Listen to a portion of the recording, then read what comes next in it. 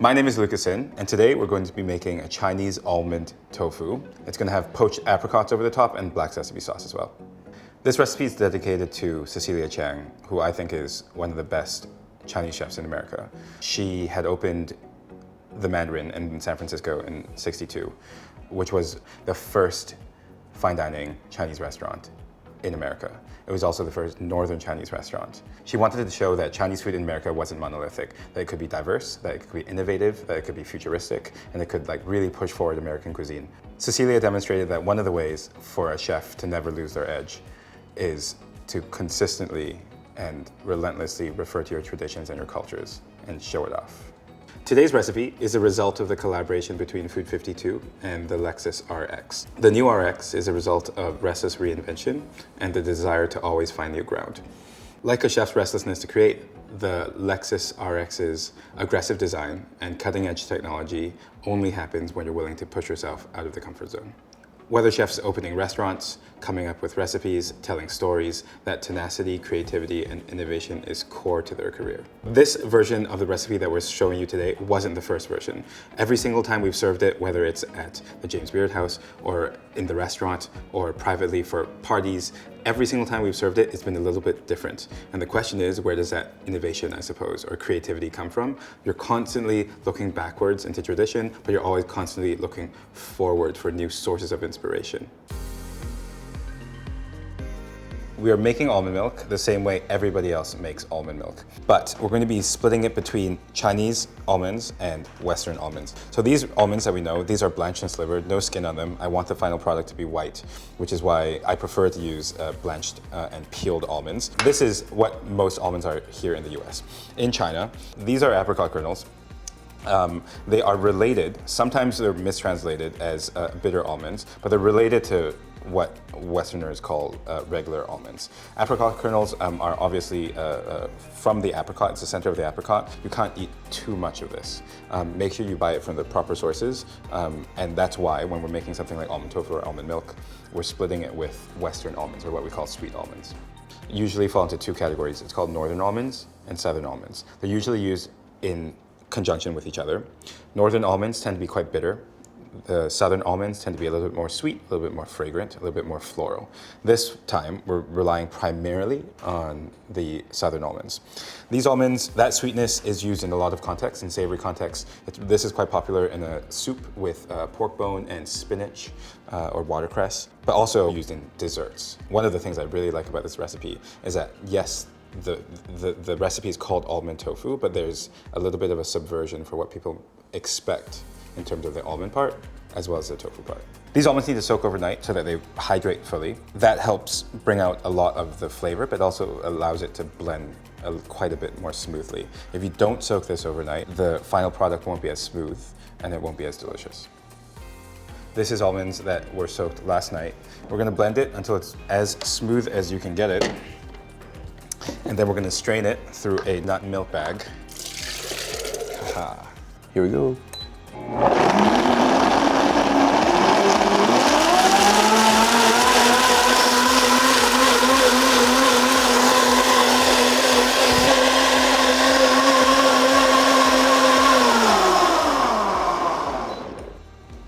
Great.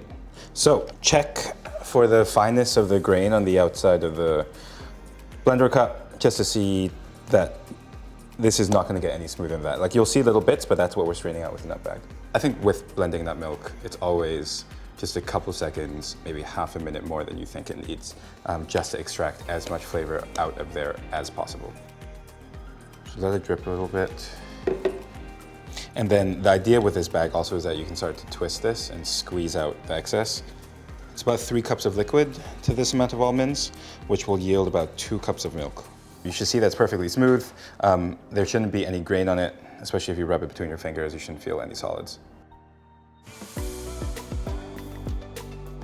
It's important to point out that today, this recipe is for a composed dessert. Originally, almond tofu would have been served like little cubes of tofu, right? It would have been set with agar-agar, which would have given it I like to describe it as a sort of like crispy jelly texture. It like has a little bit of a snap to it, and you would be able to eat it with a fork or with toothpicks or whatnot.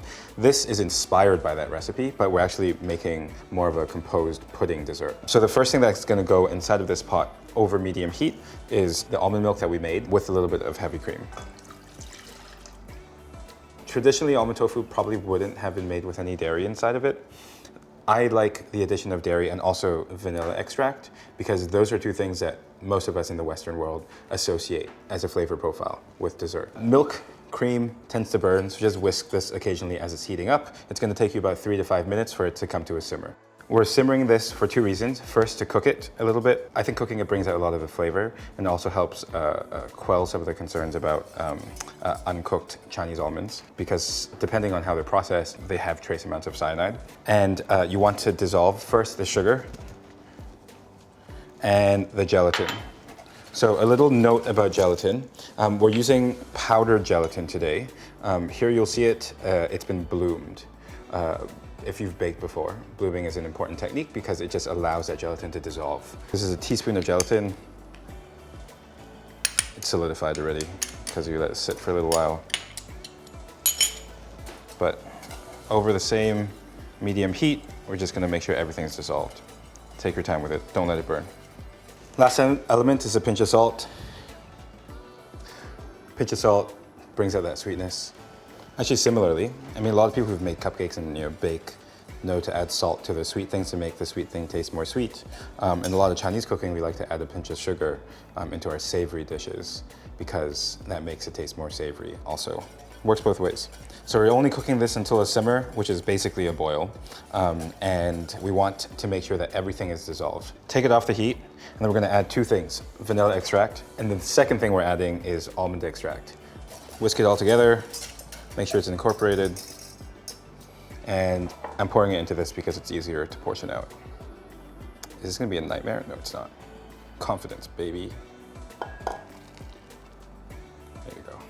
Okay, so you have about a pint or 2 cups of liquid here. Just set it in a nice cup, whatever you have. Keep everything even.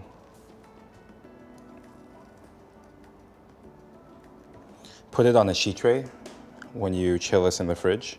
You can chill it overnight. In my experience, it takes about 3-4 hours for it to set completely.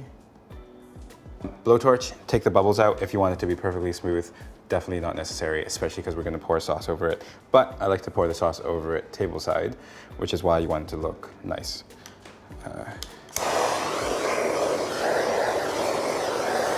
There is cream and sugar and gelatin here, so you don't wanna like go too long on the blowtorch. This is gonna go in the fridge 3-4 hours until it sets solid.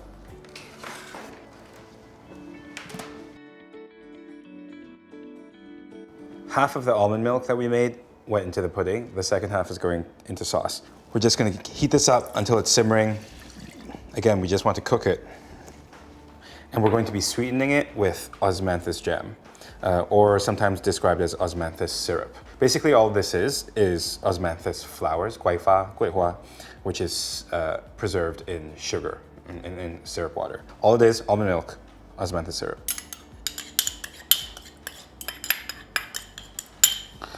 All of it together, a couple of minutes, maybe 5, 6, 7 is my guess.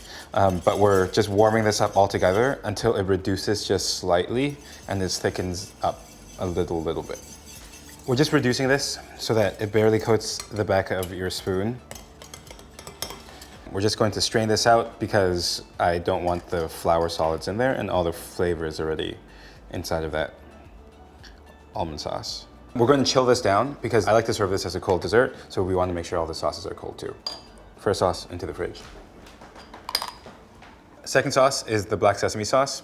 This is inspired by jimawu, which is a Cantonese Southern Chinese dessert soup. It's black sesame and glutinous rice. The glutinous rice helps to thicken it. The black sesame is most of that flavor. I have pretty vivid childhood memories of eating almond tofu or like almond dessert soup with black sesame soup together. Sometimes called a yin-yang dessert because it's black and white. When you set them together, you can mix them and like create cute little patterns. It's almost a little similar to like latte art, and it's fun as a kid. So this is that. The black part is going to be black sesame seeds. It's really important to first toast your sesame seeds to give it that toasty flavor, right? To give it that nutty flavor. But because of black sesame seeds are hard to read in terms of degrees of toastiness, it's helpful often to add a pinch of white sesame seeds. Once the white sesame seeds are toasted, the black you can assume are too. So dry pan, just move it once in a while, medium heat. By the way, when we're toasting sesame seeds, if you see a bunch of brown color, and I'm being very nitpicky here, technically you're actually burning the sesame seeds. And so there are sesame seeds pre-toasted for you, made from Korea, that are toasted by infrared instead of dry heat, which ends up coaxing what they say the maximum amount of flavor out of those sesame seeds without really any of that bitter astringent note. But anyway, that's really nitpicky fine dining stuff. When you see that your white sesame seeds are brown, you know they're toasted. Now those sesame seeds are done. It's gonna go inside of a blender with water. The sweetness is gonna come from honey today. It could easily be agave, it could be sugar, as well as glutinous rice. So this is sweet, short grain glutinous rice. Long grain works as well. Glutinous rice is going to help thicken this because this whole mixture is going to get cooked. So just blending it on high again.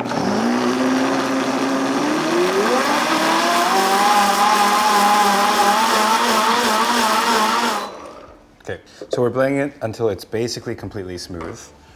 This is not the final texture because it's going to get cooked.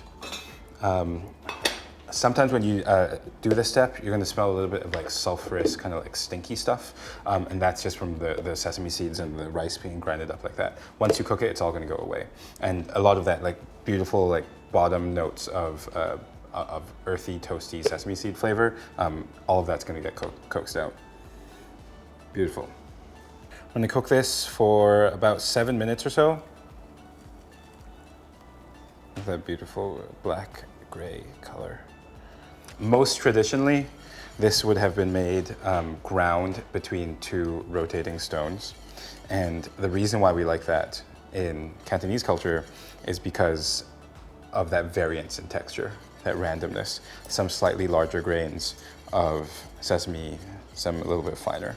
So this has been on the stove for about 5-6 minutes. And this is the texture that you are aiming for.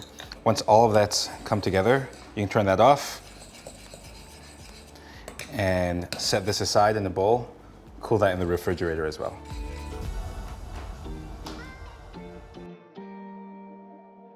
Here's the final component. This is the poached apricot, and the reason why we're doing apricots is because apricot kernel was the extraction of the apricot kernel from the apricots. We're using the rest of the fruit, you know, very chefy sort of like apricot and apricot, almond tofu and almond on almond on almond type of like dish composition. So dried apricots, they're already dried, which means that the sugar and the sweetness is concentrated. Really great use in this case. So everything's combined. It's white wine. Any white wine is fine. The sugar is going to be the syrup thickener. The other sweetener inside of this is big chunks of lemon peel. Apricot goes in. Just a pinch of salt again to elevate that sweetness. And we're just going to basically poach or stew this. Bring this to a simmering heat.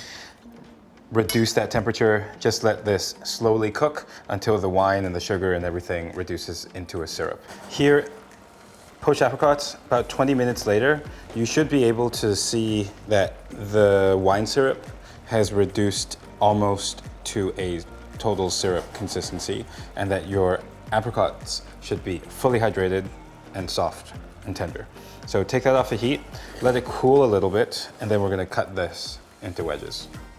Once you finish cutting all your apricots, cool that down in the fridge. Once everything is cold, then we can compose a dessert. A couple of pieces of the apricot in a pile on the side here. You want a little bit of verticality because the sauce is going to pour over it. Flowers are edible and for show. I also think, yes, they are for show, they look pretty, but they signal the flavor that's inside of the almond tofu. I really like to serve this as is, with the sauce poured tableside because it's quite fun to do. This is a black sesame sauce. This is the slightly heavier sauce that's going to go in the bottom. So we're putting it in the vessel that has a little bit of a spout on it. On top of that, we're going to gently layer a bit of our almond sauce near the front. And then we're going to pour it into the vessel on top of the almond tofu, on top of the pudding. It should hopefully create a bit of a striation so that you get two colors, two textures. Here's a completed dessert. One of my favorite things about this is that you get apricot at different levels, almonds at different levels, sesame, and you have a very tender panna cotta on the bottom with a gorgeous black and white sauce over the top. You know, so good, so nostalgic.